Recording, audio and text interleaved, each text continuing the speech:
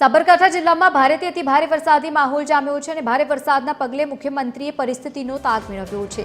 Sabarkantha collector સાથે મુખ્યમંત્રી ભૂપેન્દ્ર પટેલે ટેલિફોનિક વાતચીત પણ કરી છે।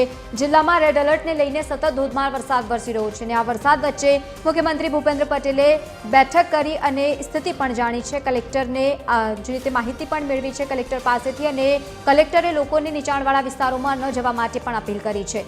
ભયજનક સપાટી વહી રહ્યા છે તમામ એ નદી નાળા અને બીજી તરફ રાજસ્થાન સહિત ઉપરવાસમાંથી પણ ધોધમાર વરસાદ વરસી રહ્યો છે।